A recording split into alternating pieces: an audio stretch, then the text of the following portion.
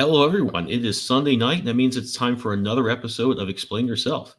I'm here with an awesome creator who has an exciting anthology to show off, and we're really excited to talk about it. So let me welcome Oscar Osorio to Yeah, Explain Yourself. Thanks for coming on. thank you. Yeah, thank you. Thank you so much for having me. So Oscar's here to talk about Don't Push the Red Button, which is a great anthology that has just a little bit of time left on Kickstarter, has a ton of great creators on it, and is all centered around the premise of you could push a red button, you're going to get $1 million, but someone close to you will die, and you have to decide if you're going to do it or not. So a great premise with a lot of great talent involved with the book. Oscar, tell me a little bit more about the book and how you came up with it. Yeah, I think the book came from a conversation, um, but I think that at its core, this is a book about human nature. So I've been doing comics this year. I started this year. I wanted to tell like human stories. I wanted to talk about some stuff that I've seen at my corporate job that I was previously doing. So this is a book that it's about human life versus money. So how we sometimes get greedy. Sometimes people are thinking about their what they want, but they are not thinking about what they are going to do to gain that. And they always tell us to chase our dreams and everything, but I think that right now the world has there's a moral dilemma there that you're going to chase your dream, you're going to do anything to accomplish what you want, but because of the system, because how everything is going, you may have to step on some people, and while doing that, are you going to feel okay doing that? Are you going to feel remorse? Are you not going to do it? But then you're going to sacrifice your dreams. So I think that this book is my way of putting our characters in situations where they have to choose, where they have to make big decisions, where they have to explore deeper their deepest desires and say, I want to do this, I want to get the money. I don't think that it's necessarily about the money. I think it's about getting what you want and what is the cost that you're willing to pay, and if that's okay Mhm. to do, if it's like the right choice. So I Yeah. think that I wanted to explore that. I wanted to, and when I was talking to my girlfriend about this is like something that we were talking about and discussing. Like, there's so many situations where you can put. There's so many people, like everyone in the world. You can put them in. You can give them this choice, and they're going to answer differently. They are going to think about their families. They're going to think about their loved ones. Some people have more money than others. Some people are going to do it, and some are not. So there was like so many possibilities to answer this, and I thought, let's do an anthology. Let's do like this. Let's put so many characters with the same question and see how they react, how what they will do, and how they will impact their surroundings, their families, their friends, themselves. Like, you are not the same person you were before you received the button. So yeah, I think that the anthology was a way to go to see as much possibilities as we could for the same dilemma. Yeah, I think it's a great premise. I mean, if I look at the way the last, without getting too far into the weeds of sort of greater economic things, it's been a Mhm. tough year in a lot of places, and I've seen people in my day job as well act in ways that I was very surprised by. People I've known a long time, and when I saw the premise for this book, and we've been working a little bit to promote it and doing things like that, Mhm. it resonated. I've seen, like I said, people have kind of been squirrely about things or acted in ways that I thought they were, well, quite frankly, nicer people than they turned out to be. And you really see people's true colors when things get frantic or when a big opportunity arises. And Yeah. I look at this premise; it's a really fruitful premise. And I look at comics. I'm more of an artist, as far as I write as well, but I I'm generally an art guy, and that's what really draws me to a book or doesn't draw me to a book. But I have to say, the part of me that's a writer looks at the premise for Don't Push the Red Button and thought, wow, that is really strong. There's a lot you can do there. There's a lot of interesting things there. And I think what's really cool is it's a it's a premise that is not so broad that it could be anything, but it Yeah. also leaves and you've got a great team that you've assembled here.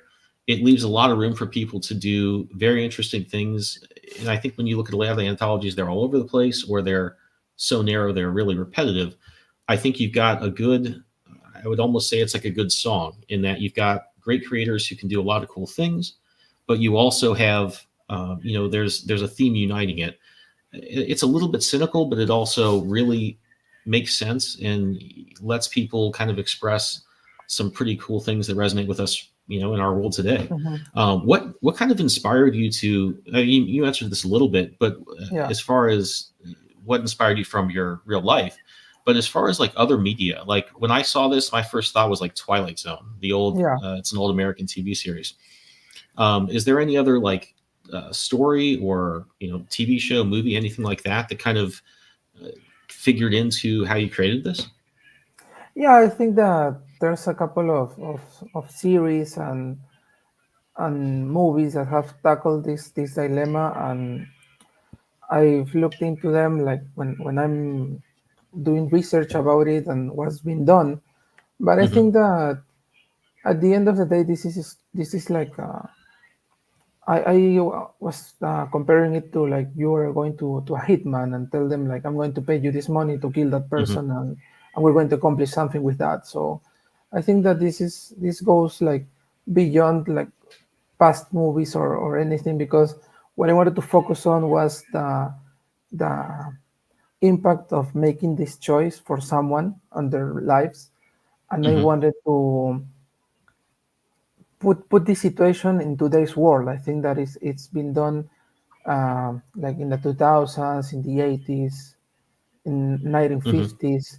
But I think that right now, and probably everyone that has done stories like this, where you put money and human life, they have said like we are at our worst. We are not thinking about other people. We only care about money. But I think Hmm. this has gotten worse. Like it's worse every year, and I think that right now with every problem we have as a society, with so many people like they have too much wealth and inequality, and I see that like in my own country, I see that in the US, I see that everywhere, and I think that it's a problem.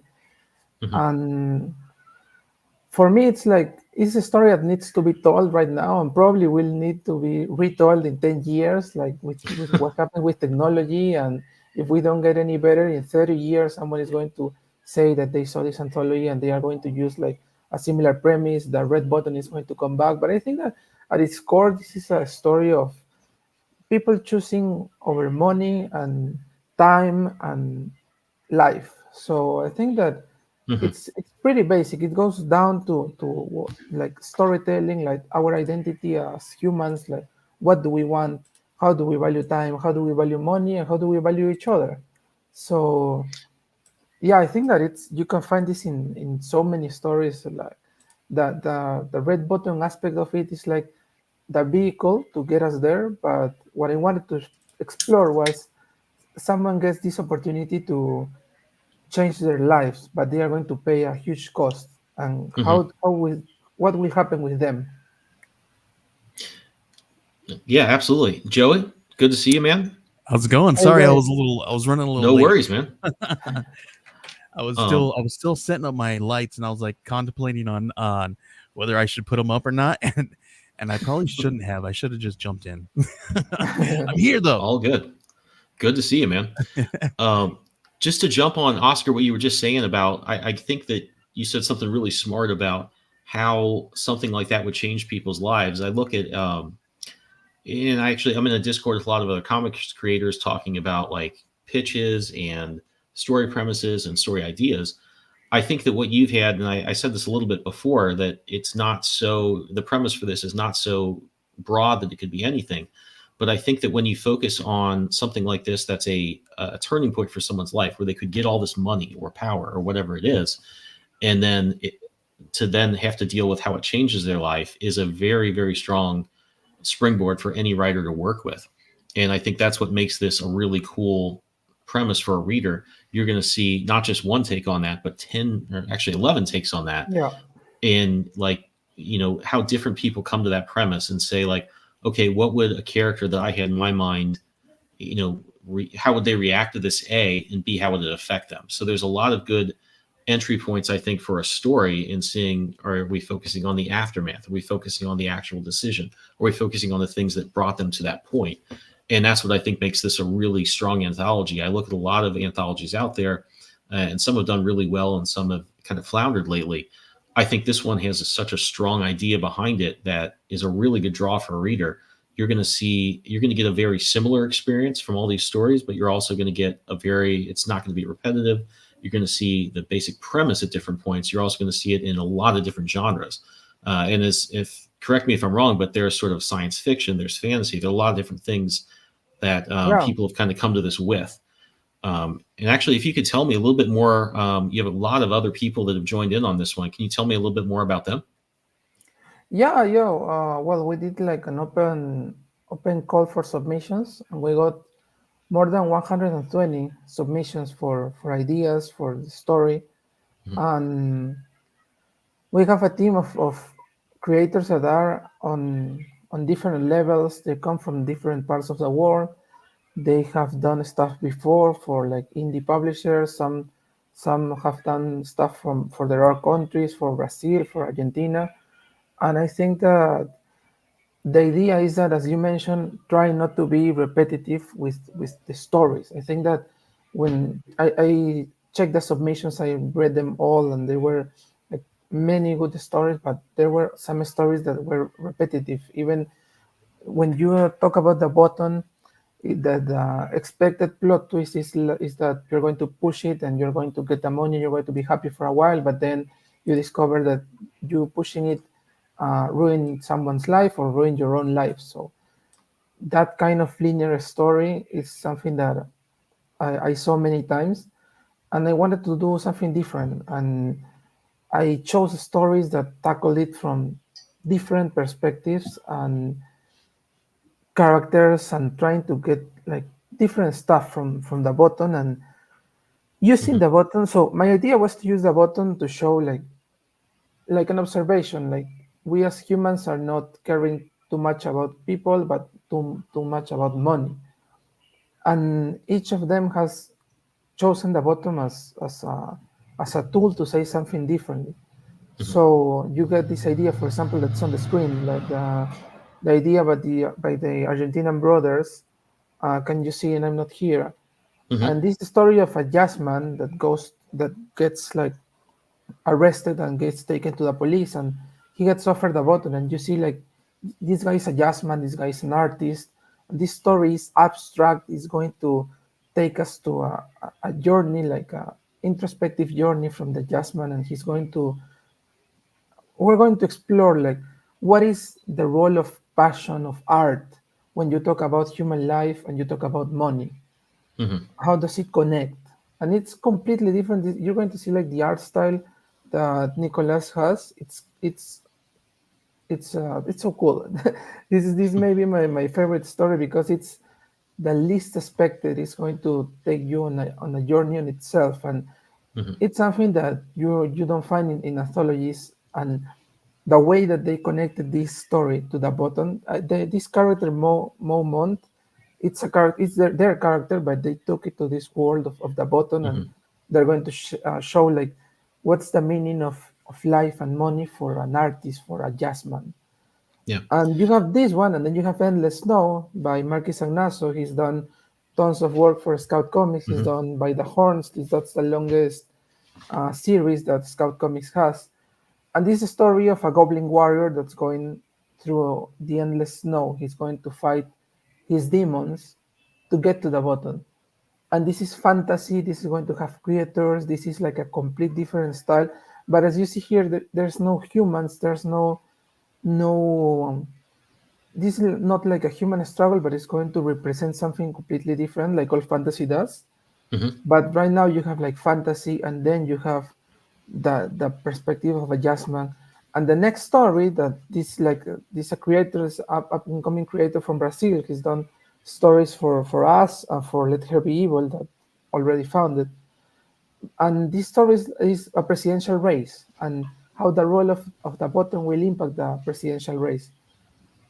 And again, this is like another take. This may seem like something more traditional, but it's it's different. It's going to explore like the whole politics aspect and what happens when you get this powerful tool to a Hmm. politician, but how this resembles real life, because we know like how countries move because of money and how elections can be defined by like an anonymous benefactor or something like that, right? So Yeah. it's something that you can see in real life, and it's a setting for the button that is not the traditional setting of like someone random gets the button and they push it and their spouse dies, right? Something like that. But here it's like the election. And the other story, the last red button, done by Francis Francia, he's a fellow Peruvian, and he's working on an anthology for Iron Circus Comics. And this story is about the last red button. So we go from a presidential race to a dystopian future when there's someone that doesn't know if they are the last person on the planet. And they are afraid that if they push the button and nothing happens, they are going to confirm that, but they have this uncertainty. Hmm. So this is like a story, like the dystopian future, and someone that's alone with their own thoughts, and how what does it matter to get money in a world where there's no one left, and what does it mean for him, and if he's going to find out that there's no one left, because this is like the whole question of this story. That was And one of the this, most. Oh, go ahead. I'm sorry.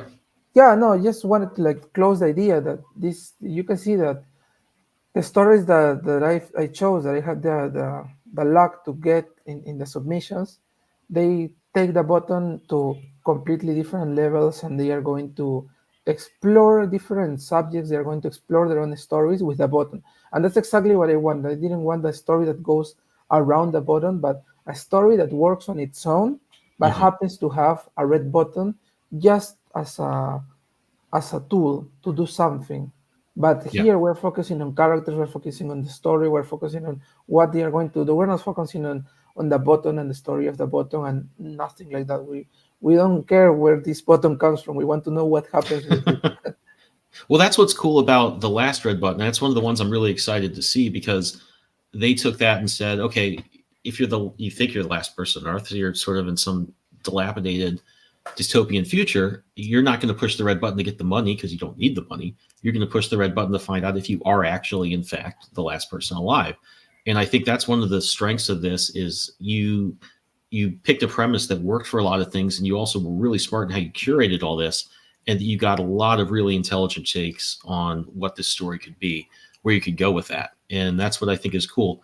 Tell me a little bit more. I know that you picked 11 stories, but you had a Mhm. ton of submissions, correct? Yeah, How yes. many?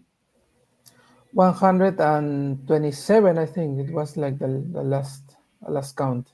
Yeah. So I have to say, if you're watching this, the link is in the description. If you're watching on YouTube, and we'll put it on screen a little bit later. But you're getting the cream of the crop here. You're getting it from a lot of great creators, Yeah. and I think just to listen to Oscar talk about this a little bit, you're getting a very rounded premise, sort of a Black Mirror, Twilight Zone type of thing, and you're getting kind of a rounded look on it. Sometimes it's just about money, sometimes it's about the further implications of this. So you're getting kind of a complete view on this premise in a lot of really fun ways. So I think it's going to be a really great experience. And I'm going to just pan up here and show off a little bit of art from one of the first stories. And I think, Oscar, this is your story, Yeah. and was drawn by Francesca Frantini. Has some great artwork here, and is really strong. And she also did cover A for this, right? Yeah, she did the cover before she did the story. Mm-hmm. So I got her for the cover, and she told me I can do a story. And well, that was back in March. So she told me I can do a story. I got a writer. And when I asked her again if you are up for doing the story, she told me I'm up for it, but I don't have a writer anymore. So if you want to write it, and I say, of course, of course, I want to see my words with your art. Yeah, Yeah, she's done some really nice stuff. The cover, I'm going to pan up to that real quick. I love her interiors, but her cover is brilliant as well, yeah, and it's really cool to see. We also have a few different options here, right? We have a metal and a few different things here as far as the covers go. I think for this one we have um, This one is the metal option, correct? Yeah, that Okay. was yeah, that's the And then the metal other option. one, yeah, and then we have a Liana Kangas cover for cover B, which is also in the blacklight version, which is So also really great. yeah, so it's the Leona Kangas cover is going to be in a regular cover and a black light metal cover actually, Okay, cool. and then the Fantini covers are going to be in your regular or hollow foil.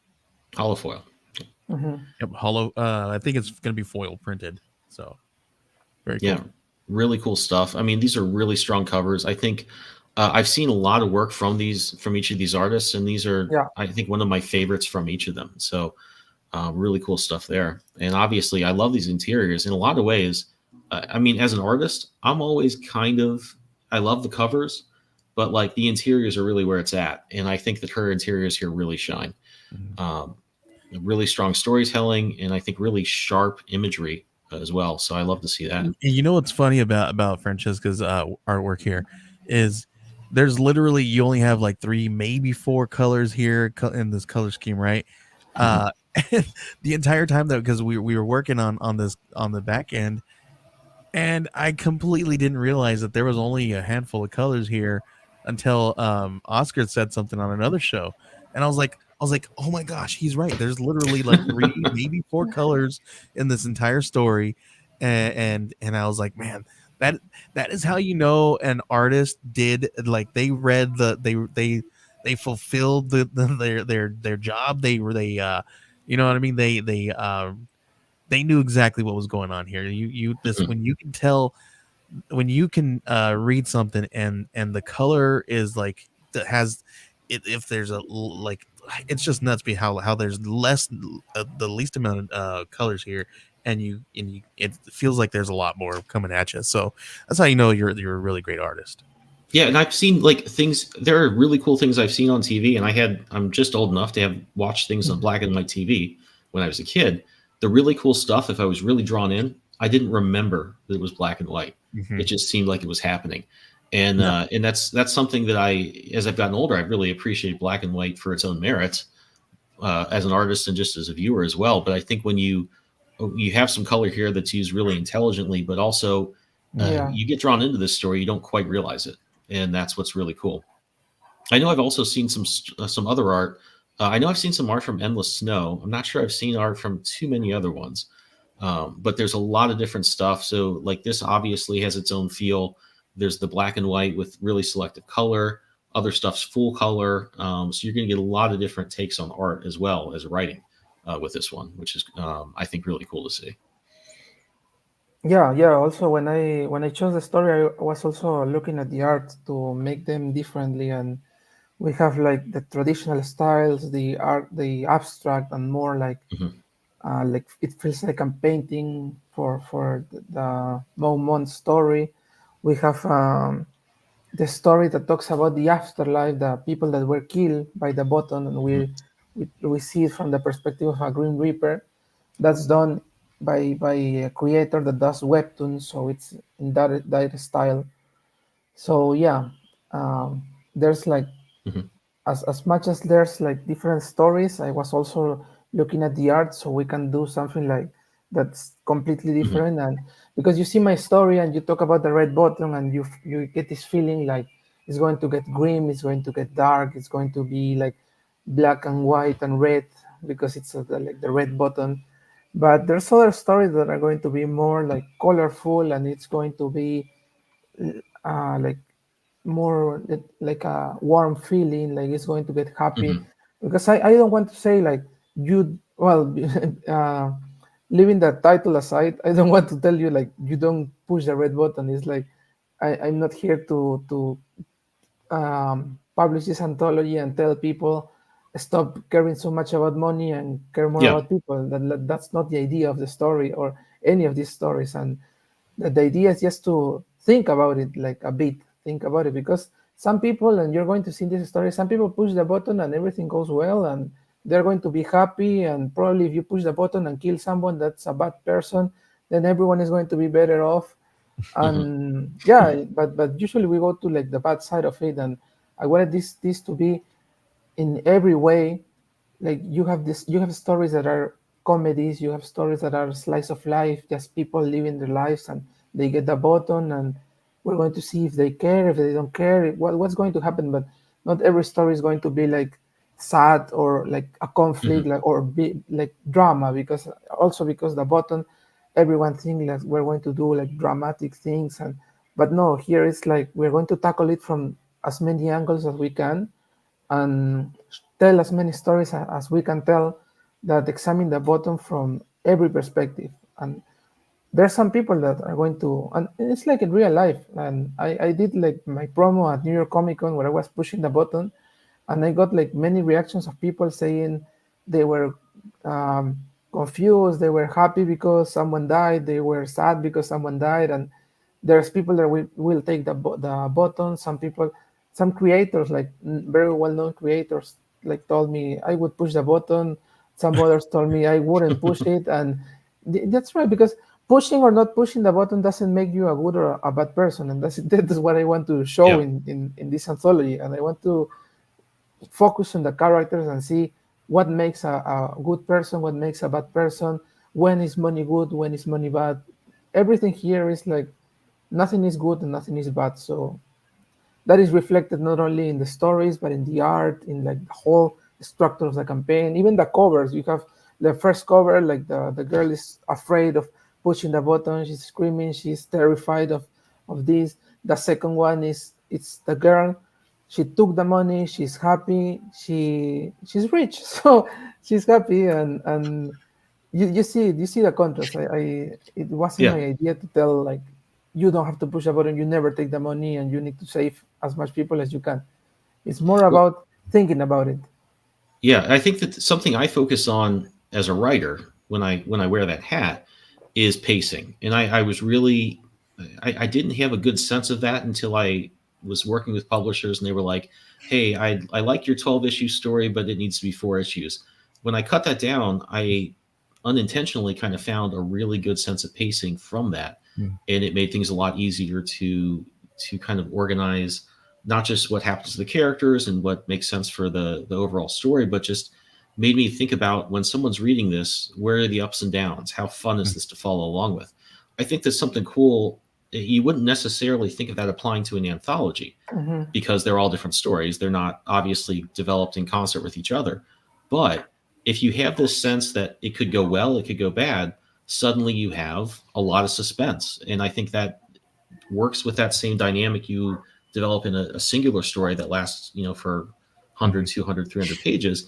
You have that in an anthology because you don't know, some of these are going to go well. I think of every now and then I find myself going down a YouTube or Twitter vortex and watch these like accounts where they have people doing stupid stunts and wiping out on a skateboard or a bike or something like that. And every 10th one, the person makes it. And you're like, Yeah. oh wow, that's cool. I think that when you leave that open as an option, you're very engaged not only with that one but the other ones because you're just not sure where it's gonna go. And I think that's Yeah. as I've been writing more and doing more things like that, collecting projects, it's really made me focus on what am I thinking as a reader when I go through this from story to story, from page to page. And I think that what you've done is kind of a weird hack as far as an anthology Mhm. goes. You've kind of like made a situation where not only is this going to be in different genres and apply in different ways, but sometimes it's going to work out and sometimes it's not. You're not going to just like say, well, it's always bad. The person was greedy or whatever. Sometimes it's going to be really good. And I think that makes it fun to go from story to story and also, just to be involved with this project and see what different creators, again, a lot of great creators have come up with and applied to this. Yeah, I think one of my ideas when creating the anthology was to, so when you read an anthology you can go two ways. Like the most normal way, I think, because it's an anthology, is like you read the book, you read a couple of chapters, or well, a couple of stories, and then you leave it, and then you come back and read two more and something like that. But the other one, and it's something that I like to do, and sometimes it doesn't pay off because it's not made that way, is to read the whole book, like the Hmm. complete book. And I wanted to address that because, well, it is an anthology, so you get 11 stories, you get a beginning, you get 11 beginnings, 11 ends, and that's it. but I wanted these stories to, like you as you mentioned, get this feeling that you want to keep reading because you're Hmm. following along something. And to connect these stories, I've added like a couple of pages that are words and ideas and questions that will make you think about how these stories are connected. And I'm Hmm. not connecting characters, I'm not connecting plot, I'm not connecting stories, anything. It's 11 beginnings, 11 ends, 11 red buttons, and you can read one story and then leave it for a month and read the last story, and it will work out. But if you want Hmm. to read it in one sitting, you want to read the whole book in one sitting, you will have a feeling that everything is connected and you're following a path of Hmm. ideas that will happen and that will make you think of like the red button as a tool, the red button as a weapon, the red button as a blessing. So I think that's nice. And as you mentioned, like you keep reading this and you don't know what's going to happen with the red button, but you you you basically have like, is it going to go well, is it going to go bad, or what will happen? Because sometimes it's not about the result either, it's about other stuff, like where the button is just there, and we're going to Hmm. talk about these characters that they are doing their own, they are minding their own business, and it's another story, but it's going to be slightly connected by some ideas. And these ideas is like you can ignore them if you want to read the book like a traditional anthology, but I think it adds to the experience of like going through a journey of what you think about the bottom and what you will think when you read the last page of the anthology and you have read 11 stories of people or Green Reapers or goblins or whatever creatures there are in the Hmm. book that have gone through the process, and you're going to go through the process with them and are going to start thinking about what is the meaning of the button, where am I going with this, and how does it relate to my life, to my choices.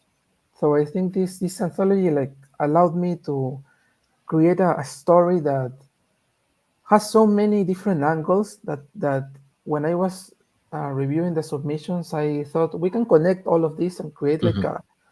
a flow. Like you will read it and you will go through a journey of the meaning of the button.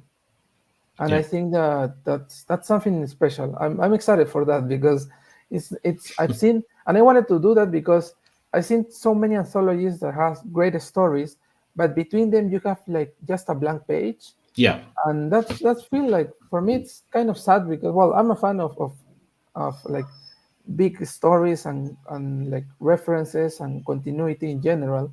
Some people don't, and that's okay, you can read each story on its own, but I like feeling like there's something between the stories that is not just like the, so for example you have these anthologies all westerns and Hmm. every story is a western, so everything is connected, right?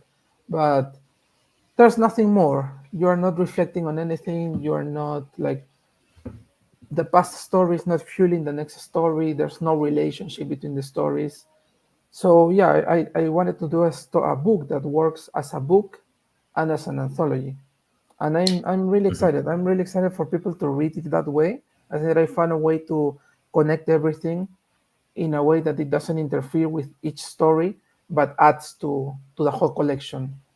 And I think that I'm excited for that because there's like few anthologies that I've seen that connect each story um, in a way that it doesn't mess with each story individually, but it Hmm. adds to the value of the book as a complete book. So Yeah. if someone wants to read everything and feel like they are reading a complete book instead of like 11 issues, then that's cool. Yeah, I think I had this in my notes. I was like, I think you come up with kind of a cool hack here. When you get an anthology, you get variety, which is great, but you don't necessarily get a flow or a total experience. I think what you've gotten here is something that gives you the variety you want from an anthology, but Mhm. also gives you the experience that you're watching. You're kind of reading something that like unfolds like a Netflix season of Black Mirror or something like that. If you're going to binge that, you're going to Yeah. have a united experience that does give you kind of some sense of pacing that Mhm. has to do with each story. That's not just sort of okay, well, the guy from the first story showed up and like the fifth story, which is fine. I mean, it's Yeah, fun, but like, like there, that's kind of obvious, and it's not necessarily the best way to approach that. But like, I think you've done something that does it very, kind of cards on the table way. Like, hey, you're going to get the variety of an anthology, but you're also going to get a good flow just in the suspense and seeing how this different premise affects a lot of different genres, a lot of different characters, and I think most significantly has a lot of different outcomes. And I think that's what makes this really fun to go through. But I think also one other thing I wanted to ask you about is there's a lot of cool rewards, and some of them have just been added here. Can you talk a little bit about that, and then maybe some of the stuff that's going to go into this, as far as what backers can get, or maybe upgrade to if they've already backed? yeah. Well, we have like the cover rewards. We focused on Hmm. highlighting these covers because I think both of them are like beautiful covers. They have a lot of potential to be like something nice that you want to look when you see the cover. I think that both of them have their, as I mentioned, it's a contrast of a meaning. So it's Hmm. basically the two sides of the same coin. And well, when I was discussing with Joy, we said that we're going to do the foil for the first one, and we're going to do like the glow in the dark for the second one because of the colors, the tones that are in each cover, and that's also like the contrast. You see that the first one is um, red, white, and black, and the second one I talked to Liana, and they just like put a lot of colors in there, like Hmm. purples and the greens and the yellows and the splashes of red, and there's like this big difference between the covers. So I encourage everyone that can to get both covers because I've seen. I think that well, at least for me, this is how you do variant covers. I think that instead of like doing like the same cover three times by three different artists, you try to get as different as possible, so you can add value to the variant cover Hmm. because it's like the opposite of the of the main cover. So yeah, we focused on the covers. Then we included some free unlockables. So right now, everyone that backs this has the free sticker, the free bookmark. There's going to be scripts and concept art. I think that this is really important for, well, for creators and for people that want to see more about the process because Hmm. you get the scripts and the concept art and the behind the scenes not only for one but for 11 teams of creators. So there's going to be tons of behind the scenes material. We're going to be sharing how we work on these stories. I want to talk a lot about making the anthology, working on the anthology, like the whole process of putting the anthology together instead of just like the book, which is Hmm. equally important. But talking about the creation of an anthology, I think that's really valuable for other creators or people that want to participate in this kind of book. And right now we are unlocking the collector card. We did like the homage collector card to the movie Big. I love this idea. I think it was your wife, right, Joy? Yeah, yeah. She, my wife came up with the idea because we were sitting down talking about this story, and I talked to her about how you shared your concept and how when you came up with the story talking with your significant other, and she's like, oh, that's so cool. It's almost like the movie Big where they give you like a fortune, and it's kind of, I was like, oh my gosh, you're a genius. Like, she's like, what? I was like, what if we did a ticket that was, at first, like, I was thinking, okay, we'll find one that we'll maybe we'll actually print it like a ticket size, and maybe something almost like a bookmark size, you know what I mean? Something. Mm, And I was like, okay, maybe that'd be cool. But then I was thinking, oh well, let's switch it up. Let's do something different. Let's people love these collector cards, and especially if you do some fun little stuff like that. So I got to talking to my wife, and then I talked to Ben, and I was like, dude, check this out. How what do you think about this? And mhm. he loved the idea, and then I pitched it to you, because I wanted to make sure that we were able to do something like that first.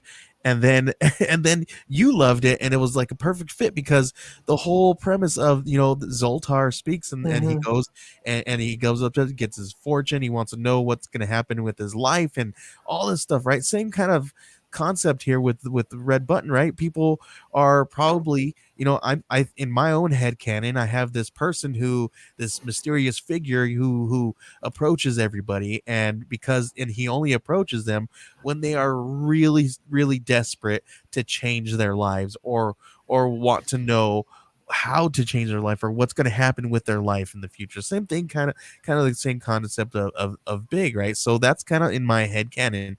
And I was like, well, that's perfect, because that's who I see who would approach somebody, each and every person would give them this kind of fortune kind of thing, maybe like a fortune teller and kind of a thing. And um this was just such a perfect thing, because when you get that ticket, on the back side of it, it has your fortune, and it tells you all these different things about so I figured this was a really good thing. And then Ben is a genius. He came up with like the copy on the back side of it, and it was just such a, when things happen, when you get an idea and things just kind of fit and happen and set into place, you're like, it was perfect, it was meant to be. So it was just such a really cool thing. And that's kind of those things that you see in the back end, when a lot of times that not a lot of people get to see. And that's why I'm really excited to kind of work with all these different creators, and see what happens on the back end. So I really really really want this thing to fund. Right now we are at 80% funded. Looks like we had somebody increase their pledge. We are Awesome. now over $8,000. We're at $8,000, $25, 8,025 at 170 backers. 61 hours to go. 80%. We got to get this one going. We are that close. We just got 20 more percent till we hit this one.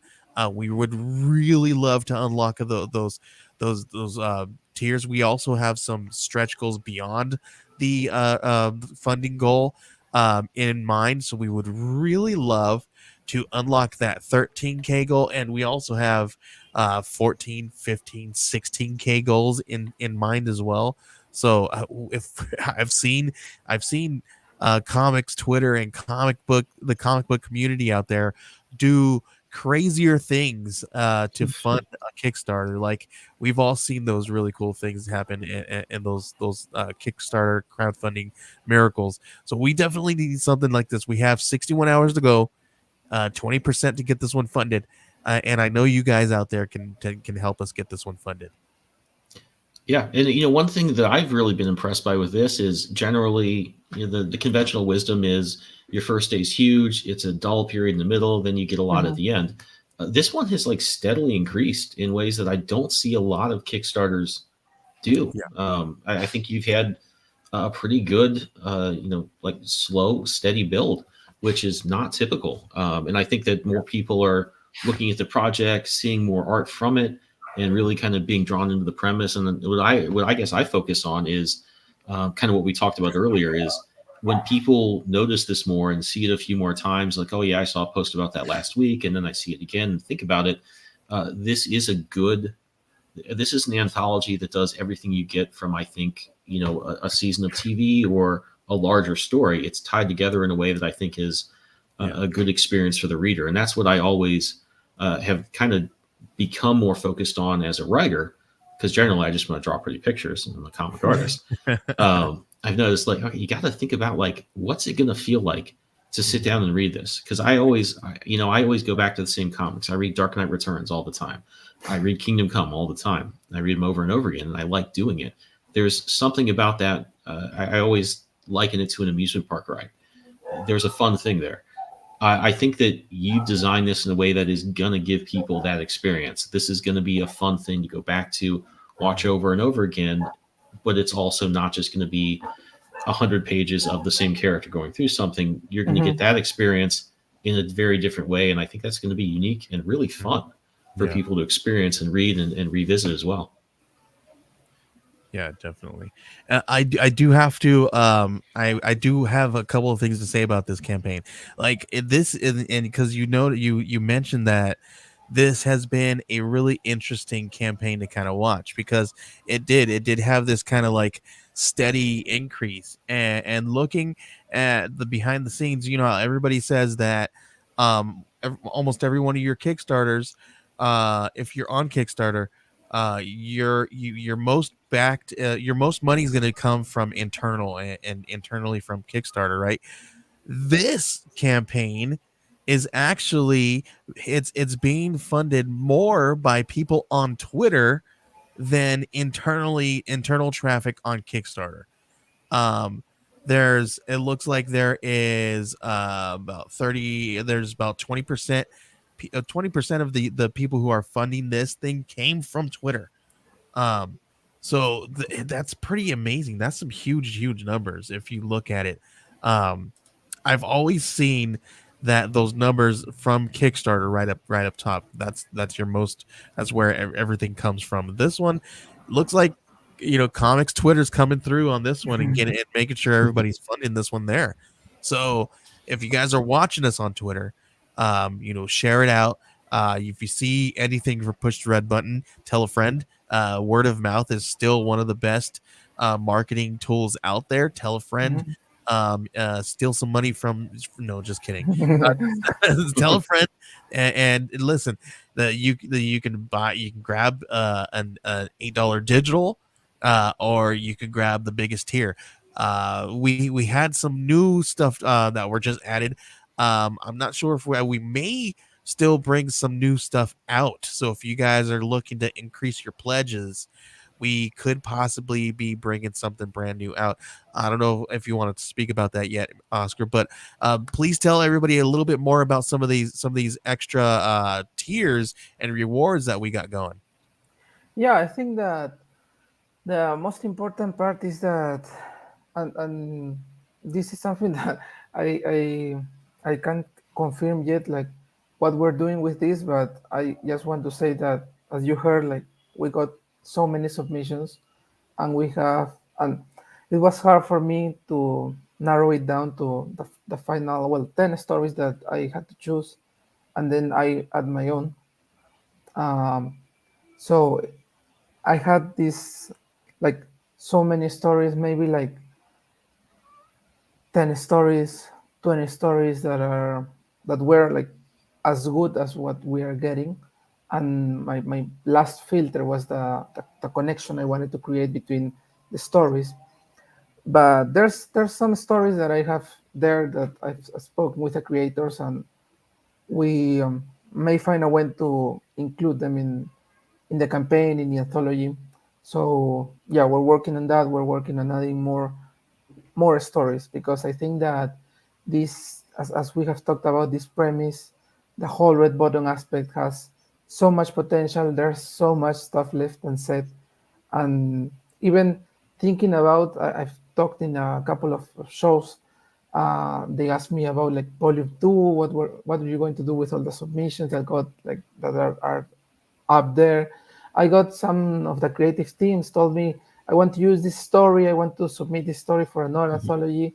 Can I use it? Are you? And I told them use it because it's like one of the best stories that we had. So we have like so many more stories to tell about the red button, and so many different perspectives that creators have done. There's some stuff that was like grounded in real life, like a Mhm. kind of historical fiction, and I love that. I love all the stories. I want to see how we do with this one, to Yeah. see if we have like a whole next like volume of stories. But I had like some stories that I thought like, if we can hit some goal, if we get the interest, if we get people going, if they want to see more of the red button, we are working on adding them to this campaign, to this same book, and have like a bigger book, more pages, more stories, more creators. And yeah, we're going to see like these last hours. We're going to see how we go. We're going to see how far we can get. Hopefully we get like the last I don't know, like 48 hours, we get like the classic boost of people, Mhm. get some people here, and we get to that place where we can get more people on board. Because, as I've mentioned in the campaign, the idea with this project is like, if we fund, we have the money to pay the creators to and pay them like, what I've seen in my experience is like pretty above average pay rate for their pages in an anthology. If we fund, we are going to pay them and they are going to get to work. Some of them have started working. That's why we can share some art from other stories, because they believe in the project. They are excited about it. I know of creators that have finished scripts, but like at its core, this project was about getting the money first and then paying the creators, so then you don't have to work before. Yeah. And yeah, I wanted to focus on that because I think it was important to show that we're going to like pay them when they did the work, because Mhm. there's like the other model when you get the creators and they work on the anthology, and then you get, and if you get funded then they get receive the payment. Yeah. But I wanted just to like make sure that these creators are getting paid, so they are getting paid with the money we get from the campaign. Yeah, And it's yeah, it's good to so it's good to see that and people being upfront about that because it's really important. It takes a lot of time to create art, and I guess writing. I don't know, but it's important to pay your artists and possibly your writers, I guess. But Pay them it's all. Pay them all. yeah, but artists yeah. first. It's good. You want to involve people, and I think that's not just a sort of like you're pleading with backers. You're kind of like saying, hey, this is how this happens. This is how the sausage gets made. This is what it takes to create these stories. And I think people, I think people kind of want to support creators in that way. I think that's a good thing, and I like to see people being upfront about that. And really embracing what Kickstarter is and ought to be. So Mhm. that's definitely something I'm glad to see. There's one other tier that was just added as an add-on that Joey, I think we might talk about a little bit. Is our Yeah. We're going to add this limited offer for some crowdfunding help for other Yeah. creators. Yeah, so we over here at Geek Collective, we donated 3 seats to the Don't Yeah, Red Button. Oscar, please pet this cat. I mean, it's desperate for attention. So what that means is we are giving 3 comic book creators the availability to purchase these tiers, and you will be able to get us, that's me and Ben is a comic creator. He's a cartoonist, which means he does everything from the art to the letters to the pre-press, everything. So he does everything, right? And he does comic book trailers. He is a video engineer. All we so he's a graphic designer. He does this for his day job. So we I also do the graphic design and all that stuff for my day job. So we are sitting here doing this all day long, and this is what we do. Part of our day jobs is advertising and marketing other companies, like commercial companies. So this was such a natural fit for us to continue to move and do this with the comic book business as well. So we curated different tiers and different services that we offer comic book creators, like project management and campaign design and building, which includes like photorealistic mock-ups, and not just those stock mock-ups that you just buy everywhere, right? These ones have been created by myself, and then Ben has helped me kind of clean up some of these things as well.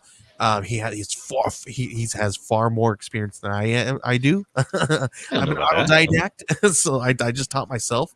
But we do a really good job, and we have a passion for this, and we make sure that this is as clean and pristine as possible. Make sure that we are keeping your tiers and your rewards and your copy all clear and precise. You know what I mean? We're gonna create pitch kits for you, media kits, written press releases, maybe even a pitch deck, if you are looking to like send this out to publishers and stuff like that, so we can do all those things. We have a media list of a plethora of media outlets, thousands and thousands of media outlets. Like, yeah, I'm not even kidding, I literally have a list of thousands of media outlets, and we will solicit them to cover you wherever you want to try to get covered. We'll send them out and try to get you covered there. So we have endless amount of endless amount of crowdfunding solution support for you guys. So all you got to do is head over to geekcollective.net/red button and look for the Geek Collective tier, and that's $350. That's an $1,100 value. That'll get you everything that you need to create a dynamic Kickstarter campaign. And you're not just getting us as a consultation. You're gonna get us throughout the whole entire campaign. Anything that you need, if there's any hiccups, if there's any problems, we're gonna get in there. We're gonna manage that stuff and take care of that stuff. And you're not just and here it is. Here's again.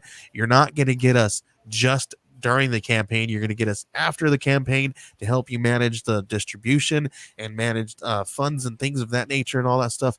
We're here all the way through. When we talk about project management, we're right here with you every step of the way. So, and we've done this many times. Ben, I know you've done Kickstarters and crowdfunding. We have been part of 26 different ones. How many have you been a part of, Ben? Me personally, I think I've been a part of 6 at this point. And then as far as what we've done together, probably I'd add another 6 onto that. So somewhere in the area of 12. So collectively between me and Ben, we're over 30 campaigns that we have built, and those are all successful campaigns. So we've built a little bit of them, right? So we know a little bit about what looks good, what works, what doesn't work. And I guarantee you every single one of those campaigns was not the same at all. Yeah. No, it's true. And I think that's something that's true of building a campaign and also building a story, which is what we were talking about a little bit earlier, Oscar, is I think you've done something really smart with how you've constructed this anthology and how you curated it. I think if you look at campaigns and creating the story, whether that's an anthology or a singular story, it's something that you need to be really reader focused on. What's going to make somebody back this? What's going to be fun about backing this? And that's something I think we bring to this. That's something that you need to. If I'm creating my own books, I'm thinking about that. When I'm helping out with campaigns, I'm thinking of that. And Joey does the same thing as well. So you can have a lot of good eyes on that aspect of your campaign. And it's kind of easy to overlook that when you're crowdfunding. Some people have editors, and that's great. I think it's really good to have that, but in a lot of ways, you are sort of a one-man band, and it's hard to, I think, focus on all the different aspects that you really need to do. If you're working with a publisher, they'd say, no, this needs to be a different issue count. This needs to be a different genre. Yeah. You're not going to necessarily have that in crowdfunding, nor should you want it, but you are going to have somebody helping you out that is going to say, hey, readers like this. Readers like to do this. This is what's fun about doing it in the way that you're doing it, and helps you emphasize those things. Yeah, and I think that's what makes makes a difference, right? Though that's the major difference between. And here, I don't like to say this because I don't want to be like we're better than you, but I feel like that's the difference between us and other solutions support, right? Where we really believe in these campaigns, and we don't take on any clients that we don't believe in, right? Because we want to make sure that we're there to support you. We're there to take care of the campaign all the way through. And the only way that I feel like we can do that is by giving everything to it. And when we do that, I think the campaign, I think everybody involved is way more successful. We are way more happy doing it.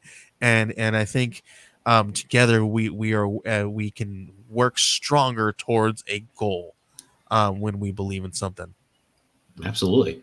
And I think that's something you got to keep an eye on. Like, the book should be fun to read, and that's something you definitely need to consider. They should be fun to create, but the campaign should be fun too. There should be something fun about backing these books, about interacting with the creators, about backing different tiers. And I think that's something that when you bring in other people, it's a lot easier to be cognizant of. Yeah. It's one of those things that's really difficult sometimes when you are a creator and you have your head down and you're working and stuff. It's really hard to kind of separate yourself from that and then move into the business side from the creative side and just kind of flow and work, right? And same thing vice versa. Sometimes I find myself, because I have to work creatively as well in my stuff, and I find that it's harder for me to work creatively and move back and forth from the two a little bit. But even more so when it when you have no idea what you're doing, right? Because you're like, man, I really wish I knew how to make a comic book trailer, but I know and I know when I've seen people try, I've tried, and I'm not as good. And that's why I have Ben there working with me, because Ben's freaking works his magic on that stuff. And that's how I know that I'm like, I know my place. Yeah, I know I what don't know what about I'm that, good but at and what I'm not, so I'm gonna let somebody else handle that stuff. So but I digress. But when it comes to believing in something and creating a campaign, I think that's what it is, right? This medium is a visual medium. mhm. It's Yeah. a and I think that's here's what my little tip of the week here. If comic books is a visual medium, your crowdfunding page should be a visual medium as well. You shouldn't have too much copy. You should have just enough copy, just enough copy, which is the written portion, and then versus graphics and stuff, right? So you want to have a good little balance of that. You want something to pop out at you. You want something to kind of be fun and exciting, things like those, like fun little gifts that just pop up, and you could do different little things and such, right? So there's all kinds of fun things you can do with these campaigns to make them a whole lot fun, a whole lot of excitement, just like reading the comic book, right? So Mhm. Yeah, there was my absolutely. stress. That's something I wish I knew. I launched Scarlet Twilight 1 and it did really well, but I made so many mistakes from just lack of yeah, knowledge in this thing. And I was reaching out to the creators, but it just wasn't, I didn't have a sense of how do people like to get variants? What do they yeah, want from it?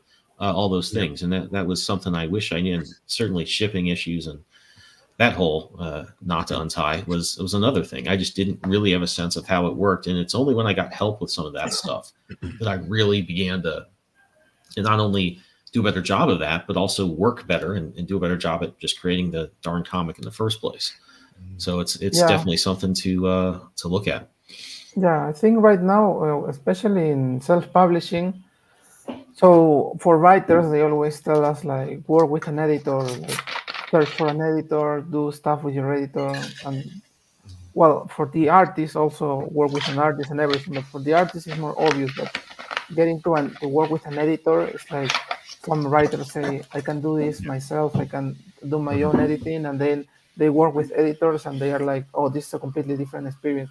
And I Yeah. think I feel the same way with working with you guys and working with like people that know about the selling aspect of the campaign and building the campaign. And because some writers or creators, they can do this and they can say, okay, I'm good at this, but it's also like it will add a lot to your knowledge to get people that are Mhm. specialized in this. Because as some of one of you guys, I don't remember who mentioned it, but they say like everyone has their place, and for a writer it's like you know about everything, you know how to you know what Kickstarter is, you know the campaign aspect, but you are not doing this every day, you are not making campaigns every day, you're not working on different projects, you are just working on your stuff.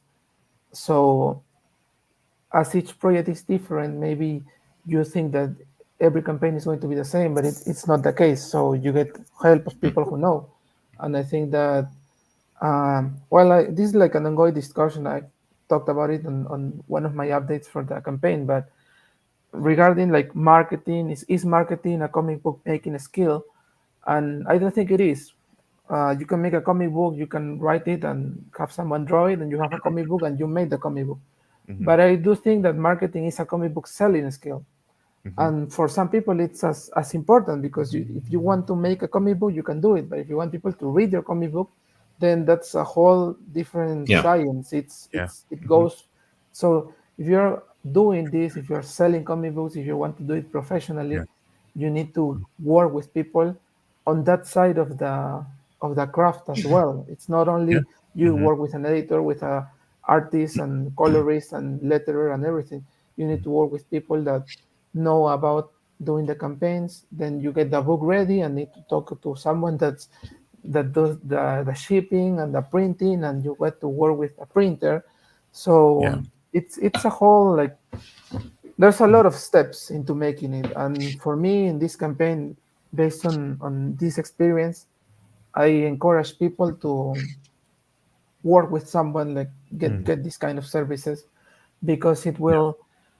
I think that saying that you are not going to do anything in the campaign is it's that's not real. I think that for especially for creators that are doing this, for me this is like my second campaign. I've started this year creating comic books, and I'm doing it with all the passion in the world, but it's something that I'm still adjusting Mhm. to. I'm still doing it. So Yeah. each campaign that I go, I'm promoting it all day. I'm like stressed and everything, but and this is not going to get away. It's not like you're going to hire someone and your campaign is going to be an automatic success. You still need to talk No. to people, still need to out there and talk to the creators and do everything as if you were doing it alone. But I think that talking to people that know their stuff, it gives you a sense of direction. You know where you're going, you know Mhm. what is going, what they are going to publish, what you're doing week one, week two, week three, and having this like safety net of people that have done this before, and they tell you like they talk to you, and it's like the editor. They are going to tell you when you're doing it good and when you're doing it bad and what you need to change. Mhm. And especially for creators that are learning about making campaigns, not just making comic books, but making campaigns, selling their books, talking to people, going into podcasts, going into shows, going to conventions, and Yeah. discussing everything. Because even the convention, the Red Button at New York, that was something that we talked about. It was Mhm. something that we were discussing, like how can we promote this book, and having someone to talk about and to talk about this kind of stuff. It's really Mhm. helpful. It's like Yeah. Mhm. um, it helps you to have someone that is going to even just hear you and tell you like this is a good idea. For this other idea we can do something else. Mhm. So yeah, it's really helpful. I think that. And the other thing that I wanted to highlight is that when I was starting this, I came from a campaign with working with soup, and soup is like straightforward. They help you setting everything up, but Kickstarter is like do it yourself, and you can do like so much stuff Mhm. in Kickstarter.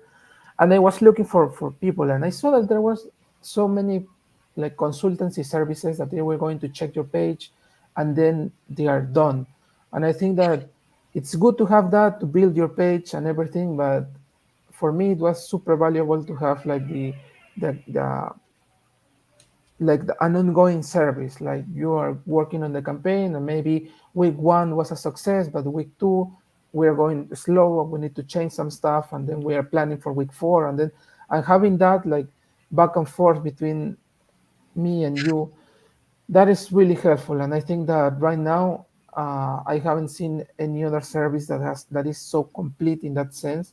The most that I see is like consultancy. You talk with an expert, because that's the truth. There's a lot of people that are experts in doing campaigns. There's a lot of people that are doing this successfully, but they are going to help you just like setting everything up, and there they are gone, because that's their job. But for me, having like people there with me, like create a team, like feeling that we have a team and that we're making this campaign together, and that we're passionate about this project together, I think that experience is cool, Mhm. not only for creating this book because it's really helpful, but also for learning how to work with other people in this type of context. So next time that I need to publish a book and I talk to like marketing people at a publisher or something like that, I have this experience, and it's not just like they help me set up the Kickstarter page and then it's gone and I'm alone again. It's like we're a team and we're doing this together and we're working for the same project together. So Yeah. yeah, it's that Yeah. was really helpful. I think that for at least like doing it once just to get the feeling of it. And maybe it's not for everybody. Maybe there's people that would like to work together. Maybe there's people that don't like to hear, oh, you don't need to do this, people don't like this or something like that, and they will take it personally. But if you want to work with other people and get the feel of how it is to share the campaign with someone else and work together to get Yeah. it done, I think it's like you need to try it. I think that's what I want to say for all creators, like creators like me or Mhm. creators that have many years doing this. I know that Kickstarter is always unpredictable. So I've been hearing about some creators that maybe they had some success and they get into this new project and they don't get funded and they may be asking why, what happened. I had this audience and then they don't show up. What happened? Mhm. And probably you guys have the answers to that. And so for me, it's like for every creator that is starting that has like 2 years, 3 years, or they want to do their first campaign, Mhm. I encourage to try this type of service just to see if it's for you, Yeah. because Yeah. it's a solid alternative, and it may give you more insight than you think. I think that in a way, it like humbles you because it shows you how little you know about Kickstarter and crowdfunding compared to the pros. So yeah, it's something that we need as writers, like Yeah, that's we definitely, as a creator, something I found. I didn't. It was logistically just getting some help, and also the expertise. And I didn't know what I didn't know until I learned some of that. So it was great to Yeah. hear that. And but this book is one we're really excited about. We have Mhm. just a little bit of time to go. 61 hours. We just crossed 8K, and we need to get to 10K to fund this one. And I think really want to see this happen in the last bit of the campaign and get this across the finish line, because it's a great book, and I think moreover it's going to be a great experience for backers when they read it. It's going to be a really fun book to go along with, Yeah. and so we're excited to finish this campaign out, and really hoping to make it to our goal. Mhm. Yeah, this is a really exciting, and I want to say thank you, Oscar, for saying all those really nice words, because we do appreciate you, and we appreciate the work that we did together with you, and because he's absolutely right. You work together, you work these things out, and you kind of figure it out. We're also working on I haven't told Ben though yet, but we're working. We have things No in plans in work. suspense. We're working on possible accelerator courses, and possibly some of those people who go walk away with some of the higher dollar tier with those courses, they could possibly leave with Kickstarter build templates, or crowdfunding build templates, like, which it's going to be like Adobe templates, or PDF templates, and where you guys will probably leave with a good amount of the list, the email list, the thousands of media assets that I have. You will probably leave with some original photorealistic mock-ups, and probably a really cool dynamic trailer for your project. So there's going to be a handful of really stuff. I'm working with another person on the team that is going to be working with us to be doing those things. We're probably going to implement some of his stuff in there as well, where he breaks down creating comic books from the bottom all the way up to even pitching to the general the I'm sorry, the direct market, and also creating a bestseller in the direct market. So we're going to be implementing a lot of really cool stuff there. That's in the works. We're hoping we're going to be planning on that in 2024. And hopefully, very, very soon, we'll be able to roll that out. But there will be something for those people who, like Oscar said, if you want to try the service once and then leave, and then be able to try to do it on your own in the future, we will have services that will you will be able to leave with tools that you can keep forever, and always have a successful campaign. And when I say successful campaign, that doesn't mean successfully funding. That means you have a successfully looking, gorgeous, clear, precise campaign, because that's what we do, right? We're in the business of helping you, giving you the tools to be successful, and the ball is now in your court to be successfully funded, right? And that may sound different, but we're here to help you, and give you the tools, and kind of give you the vehicle to kind of get there.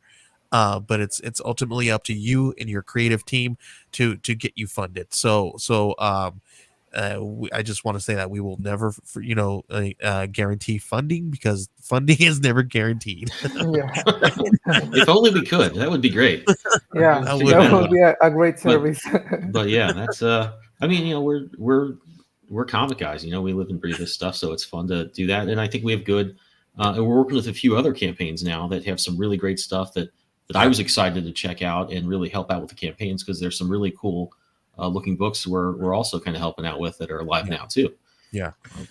Yeah. So Oscar, if you feel like if you need to head out, you please go ahead and do so. We're running a little bit later Yeah, because went a little bit early, but we're gonna finish talking about some of the other campaigns that we are involved with, and other campaigns that we see that are going on right now. But if you need to leave, because we know you're in Peru and it's pretty late out there, yeah. if you please feel free to do so. But give us the pitch one more time to don't push the red button, and then Yeah, tell everybody where they can find you in the book. yeah. Well, so Don't Push the Red Button is a 100-page anthology that explores a moral dilemma. If you could push a button and get lots of money, but someone would die, would you do it? And we are tackling it from 11 different perspectives by over 30 creators from the indie comic book community. And yeah, it's gonna be fun. As we were talking about, there's going to be different characters. We are going to go drama, we're going to go supernatural, we're going to go horror, we're going to go fantasy. We're going everywhere we can. And I think the most important thing from this anthology is that the button is like, it's a tool, it's a vehicle. What we are going to focus is on characters. We're going to focus on how would you react, how would a goblin react, how would a jasmine react, how would someone that has four ex-wives will react when they get the button, and what will happen to them, to their surroundings, what will they learn. It's a human experience after all, and I think that this is what I want everyone to know by this anthology, that this is not about the origins of this choice or anything like that. We are going to question, like, as humans right now, why do we care so much about money? Where do we land on time? Do we care about time? Do we care about human life? We're talking about this from different characters, and we're going to explore different stories. But the important question is, if you would push the red button, um, where will you land when you read about these 11 tales of different people, uh, creators, or afterlife, like ghosts or whatever? What are they going to do? And after you read the book, what are you going to do if you got this chance? And how does this reflect on your day-to-day life? So we are going to focus on that.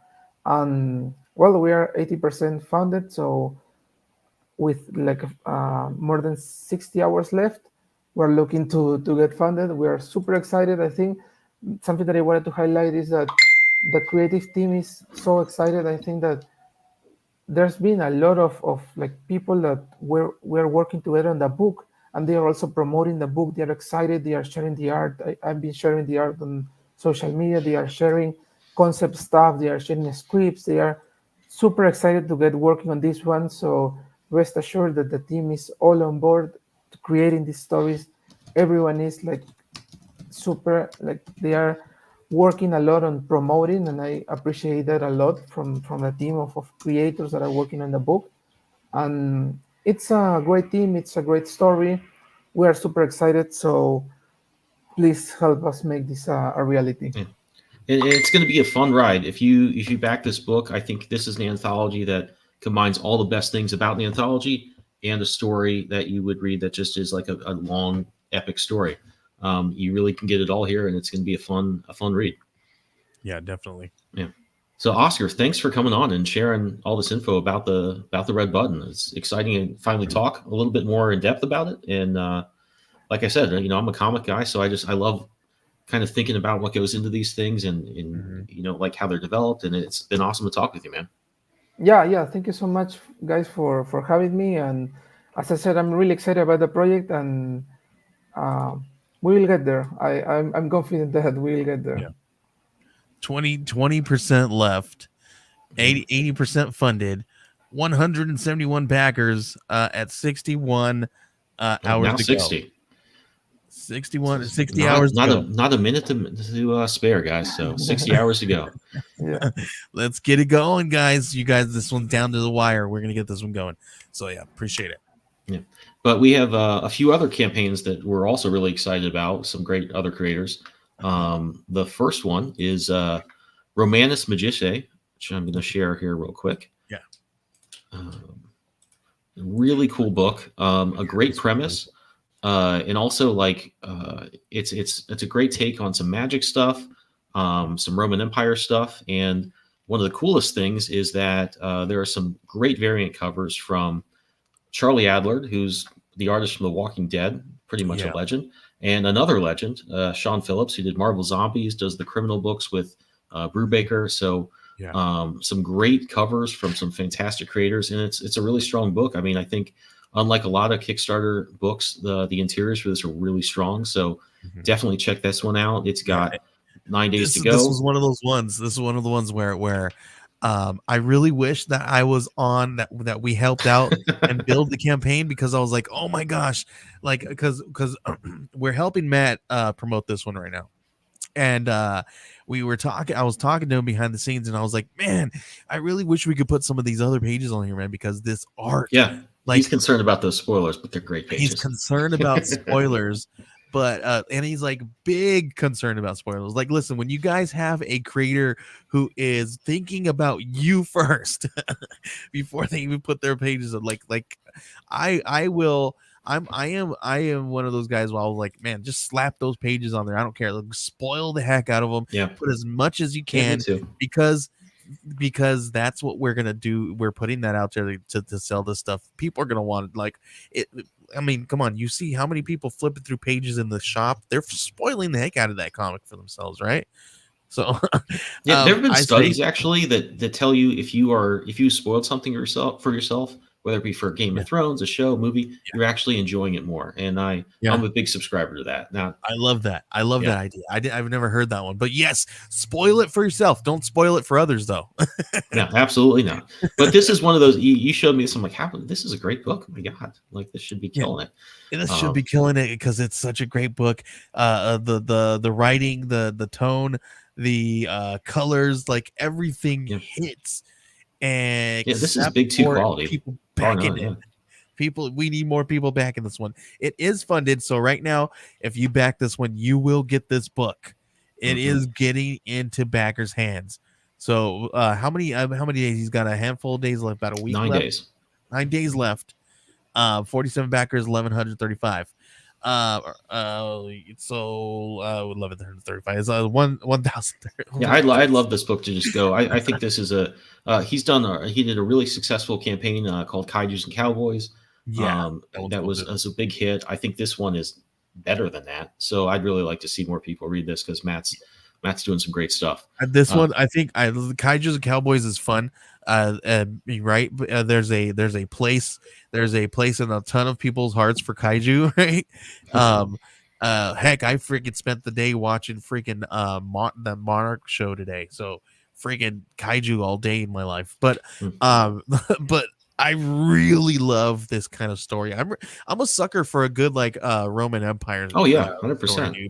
I mean, yeah, I think about the Roman Empire once a day, like we all ought to, and so this was cool. And it's not only that, but it's like a really cool take on it. Very cool. It's like it's got some political conspiracy, it's got magic, and it has all the sort of still like very much entwined with the Roman Empire stuff. It gives you. Sometimes I feel like when you combine genres, you don't get as much as you want from all of them. This one I think gives you the best. You get everything you want when you see these images. Like you're going to get all that stuff. It's good, and it's a fun book. And I wish we could show you more. I like this. One. This one, I don't know. There's some books that work on Kickstarter, some of them that don't. I really wish this one worked on Kickstarter.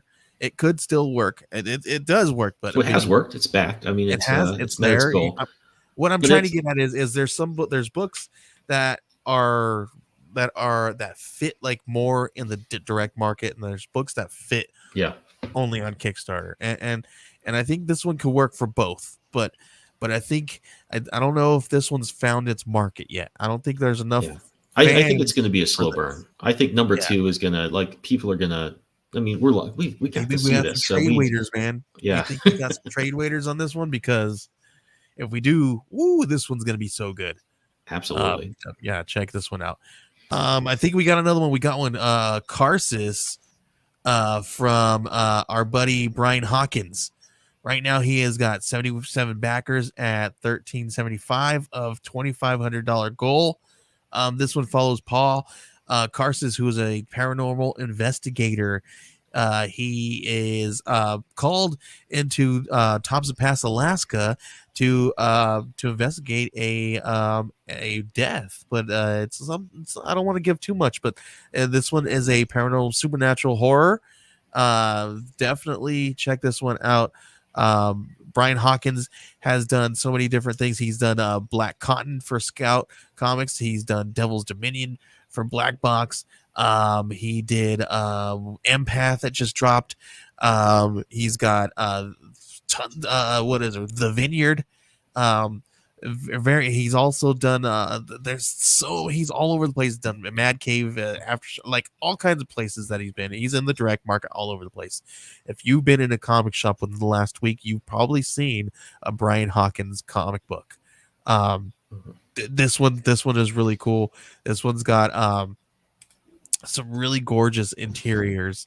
Oh yeah, great stuff. Like very Matt Wagner esque. That's what I mean. I love the setting, but like these are strong pages. Some people, there a lot of times there's not there's I've heard people say that some art is not for them, right? And this could be one of those books where it's like, this artwork could be for you, this artwork could not be for you. But I think, I mean, for me, if it fits, I love this freaking artwork, man. I love it. It's like, it's very cool. Like, just this alone right here, there's nobody here, there's just this car, and I think it looks cool. I love this. Yeah, I love this type of stuff. It's not short on detail, but it's got it's great spotting of like his ink.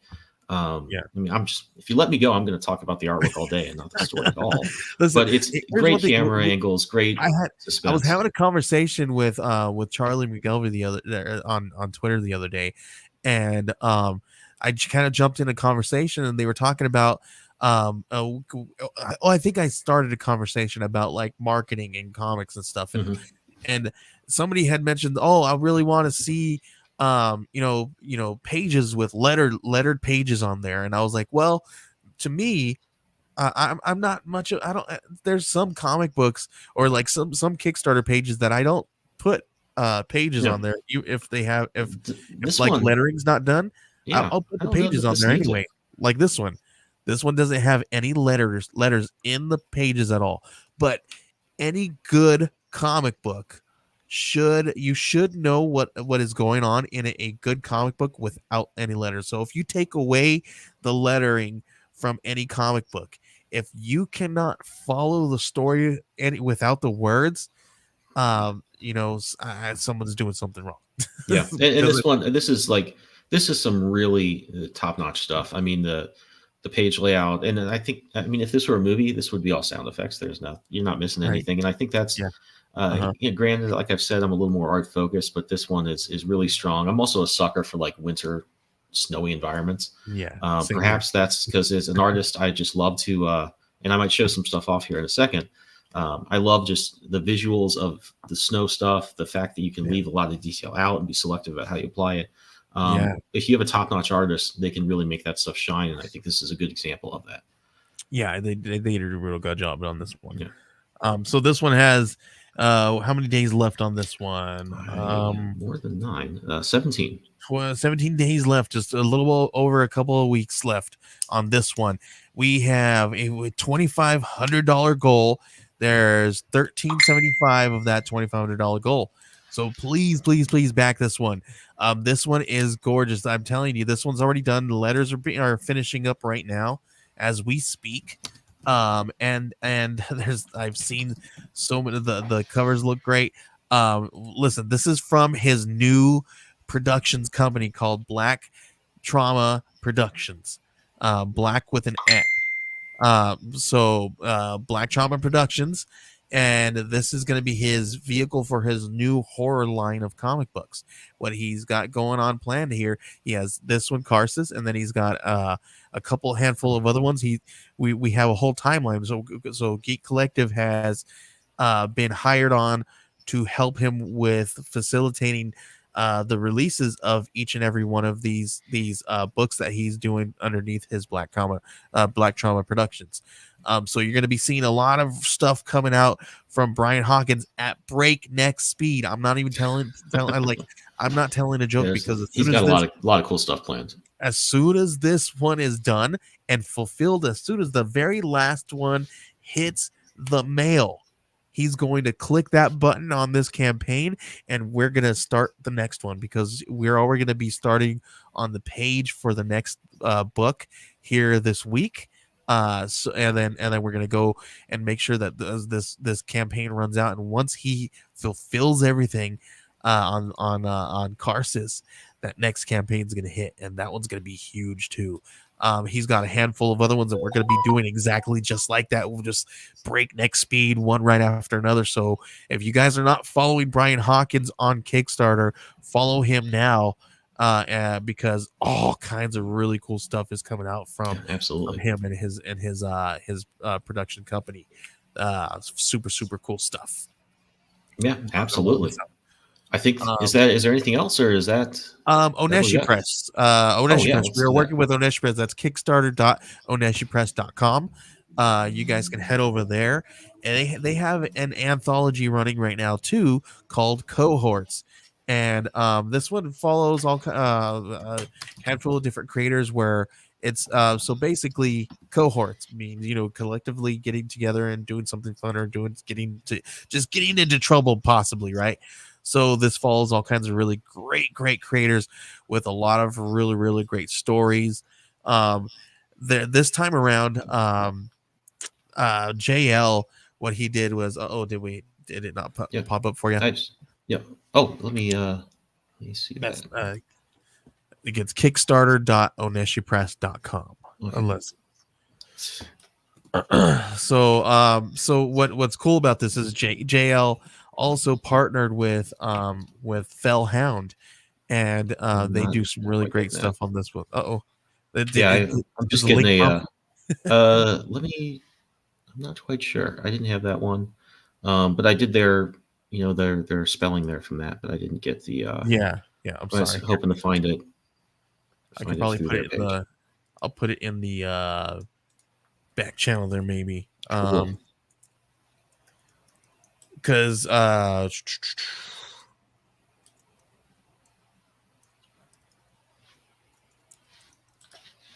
see if that one works for you.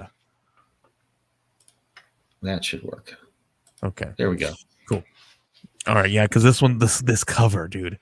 I love that cover. Crazy. Look at awesome. this artwork. Like, I don't even know what this creature is. They are 75 backers, 18 days to go, $24.97 of a $42.50 goal. This is their 13th anthology. Features 18 short comics from over 30 diverse creators around the world, all about team ups. Very, very cool. And I don't know if you guys are familiar with Oneshi Press. They do all kinds of they do Kickstarters every year. They do multiple Kickstarters every year. They partner with One Tree Planted. They also what they do is they create these campaigns to basically long story short, give people work. And what's cool about this is they continue to do this every single year, and all kinds of really fun creative stuff. They are great, wonderful people. I love the stuff. But what's cool about them is they really take pride in their comic book trailer, their Kickstarter trailers. They actually go and they actually write out scripts, and they talk about everything. And it's like the amount of care that goes into every single one of these Kickstarters is amazing. I've never seen any other Kickstarter care about their projects and everybody who is part of their project as much as Oneshi Press. So just because that alone, you guys should be backing this thing. Yeah, and look at all this art I'm scrolling through. There's a ton of great stuff here. There's something for everyone, and Yeah. it goes from like traditional to like non-traditional to like, like fun kitschy kind of artwork. It's such a fun, like the stories and the artwork that they choose. It's such a cool, like, diverse. It really, Yeah. in the titles, diverse. It really is diverse. Yeah, I mean, you can see that from all this art, and we've seen a lot more of it behind the scenes. But yeah, all good, all solid stuff, and tons of different genres. This one I've been particularly fascinated with, but Yeah, that one's so cool. yeah, a lot of great stuff. Yeah, very very cool. So make sure you guys are checking that one out right now. I think that's all I've got. If you got All right, anything else that you've I been have a looking couple at, things. Let me crack yeah, my knuckles and get to shilling here. I've got a yeah, few things to share. Some artwork, which is always fun to do. yeah. I'm excited to see your Yeah, artwork, man. Because yeah. There's a few. I'm not sure if I've shared a ton of these, but the you don't first one. share any artwork with me, man. Well, I don't. So the ones No, that just are kidding. from other people's projects, I make sure that they posted a lot first Yes, yes, that is before I true. do that. So this is a cover I'm doing for our friend Charlie McKelvey's book called American Yakuza, and I'm going to throw And we will be working with him a on link for this that campaign as well. in the So chat. we're going to be working. We have a contract with Charlie McElvey Oh, cool. that begins in 2024 to work with him on some of his campaigns as well. So make sure you guys are checking anything out he does. Follow him on Kickstarter. Yeah. Follow Ben and all the crew, all those good guys, those guys over there involved with this one. This is Yeah, like, the interior artist actually, I think that's the cover image for the pre-launch campaign is live. And I got to say that other guy, he might have beat me out here. I like my cover, but this is great too. Really strong stuff. And I've this is repeatedly your cover, right?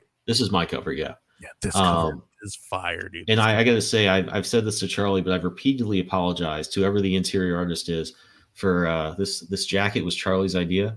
I think it looks awesome, and I Yeah. love drawing on the cover. But if I had to draw that panel after panel, I'd be looking for the guy that did the cover art that necessitated them doing that. So I've apologized before, but I'm gonna apologize again. That's hilarious. And I've got one other piece of art for another book to show. My friend Travis Gibb is got a book live now called Granite State Punk, The Coven. That series has been going on for a while. It's a great book. It's got some magic. It's got some punk rock. A really strong book. I got to read the first part of this story and the other stories. Awesome stuff. And this is my cover, which is a scene from the book that was fun to illustrate. And like I said earlier, I love to draw snow in snowy environments because you get to pick out all this cool stuff and like put a lot of strong blacks in there, a lot of strong light areas. So that's a ton of fun. Wow. To do. And nobody's noticed this yet. Dude, but I do this awesome deer in the background that drives the events of the scene. That's so freaking awesome. Nobody really said anything about it yet, and I'm really disappointed. So cool. I went and spilled it myself just now. So there's that, dude. And then there's one other piece of art. I love the way you did the smoke there. Oh, that was fun. Yeah, yeah, so it was. It's like there was a great scene Travis wrote that is this character is involved in an accident on a snowy highway from a deer, and that gives me a little bit of anxiety because we have a ton of deer around here. Oh my gosh. And it's only a matter. Oh, we've had deer just jump in front of us and just like look at you like, yeah, you're going to stop. And one of these days they're going to do it at the wrong moment. I'm terrified. Man. Yes, but, that's scary. So this gave me a little bit of anxiety. We don't have any of those out here, man. No, I wouldn't think so. If you do, I don't know. There's problems. We might have cactuses jumping out in front of our car, but that's about it. Yeah, and then the other piece of art I wanted to show off before we hit the road is this is some art from my campaign that's going to be coming out next year. We Are Scarlet Twilight. It's a sequel to We Are Scarlet Twilight Part 1. It's going to be a lot of fun. This is going to be basically Crisis on Infinite Earths or Secret Wars had it happened in the 1940s and really took place in the vocabulary of those Golden Age comics. So this is going to be obviously pretty epic. We got planets crashing each other, heroes going to work here, and there's some pretty big surprises that I don't want to spoil just yet, but we're going to bring in some other characters that I'm pretty sure you're not expecting. I think one of the great staples of these big crossovers is somebody shows up from another universe that you wouldn't think would show up, and that's definitely going to happen here. So if you head over to Zoop and check out the pre-launch for this one, I'm going to throw that in the chat right now. We're going to be launching that next year, and this one's going to be a lot of fun. We're going to also probably have a Kickstarter campaign to go with it. with some kind of different material. And I couldn't be more excited about this. I love going back to this world and these characters. So this one's going to have a lot of surprises I can't share quite yet. Very cool. But we're still working out the details for. But this is going to be a lot of fun. So I that's all love I got. I love this. This is so cool. I'm very excited about that. And you have to mention, because you had a comic book that hit the shops this last week. Oh, that's Right? right. Yeah, that was a little bit of a surprise. Because we weren't sure when. I thought actually 4 had hit the shops a few weeks ago, or I'm Oh sorry, a wow. few months ago. This might be a second printing. Favorite. Okay. But yeah, we're kind of working that out, and that's I think you don't always have a sense at the publishers Yeah. when the shipments are going to hit. Mhm. The first issues they had an issue where like, well, the boat's out there, they have the books, but they're not sure when it's going Oh, to be delivered. that was a fun time. It was really it gets like that. So it's Yeah. but Red Five's also you can get the books there as well if you go to red5comics.com. But they've been great, and like as a small publisher, it's kind of hard to know about that stuff. Diamond doesn't exactly like work with you at every step of the way, but Scott and the team there have been great. So you can also get the part 4 of the first Scarlet Twilight, get caught up before this one comes out. If you're at the shops, you can get it. If not, you can head over to Red 5 Comics, and you can also get it there. They have $10 flat shipping anywhere in the country. So also a good way to get it. Heck yeah, that is a great deal if you want to grab all those issues.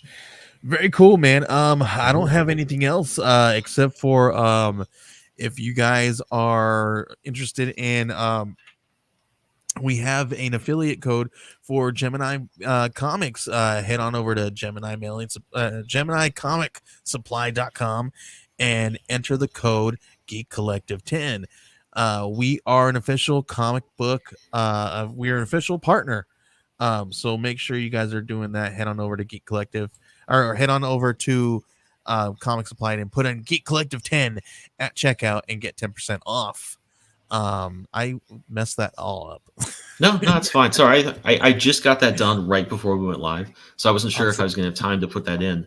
It's okay. So I didn't mean to throw you for a loop there, but I was No, like, no, all right, I've got the official partner one. We're gonna be working some stuff out, so working kinks out. So Yeah, we're gonna be changing some things up. We're gonna be doing some changing up our clocks and things in the way we are running this show, because we want to be a little bit more professional and run a little bit more on a timeline for you guys. We do know that this episode is 2 hours, and it was a little bit longer because we went on a little early, and we like to talk about comic books.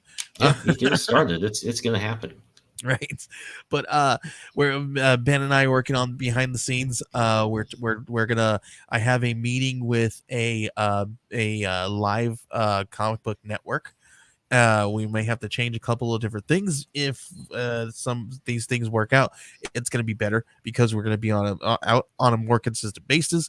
We're going to be more precise with our time, and we're going to make sure that we are also have opportunities to sell ad space and bumper space and things of that nature in different positions in this show to different creators and stuff like that.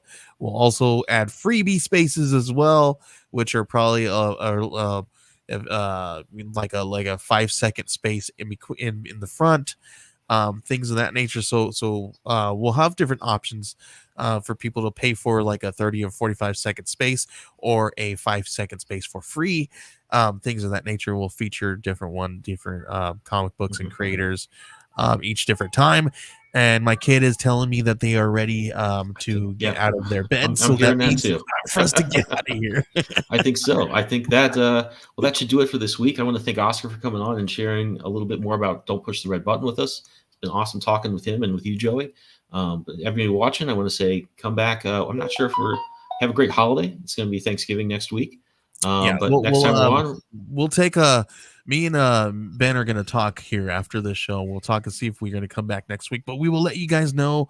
Follow us on social medias at Joey Gow's 1984 and Ben, where can they find you at so that we can let them know? Benjamin W. Morse on Twitter and Instagram. I'm there, and that's where you can find me, or you can find me on this channel. If you just go to YouTube and search for Benjamin Morse, comic book artist, that's who I am, and that's where you can find me. and we'll let you know. We'll probably have next week off because it's the holidays and everybody wants to spend It time is. with We'll their either family. be eating or sleeping after eating a lot of turkey. One or the other. We'll see. Right. We'll see how it goes. But thank you guys. Appreciate it, Ben. I appreciate you. We'll talk a little bit more after this, and then we got some work to do, man. Yeah, we do. We have a busy Absolutely. week. But for now, have a great week, everybody, and good night.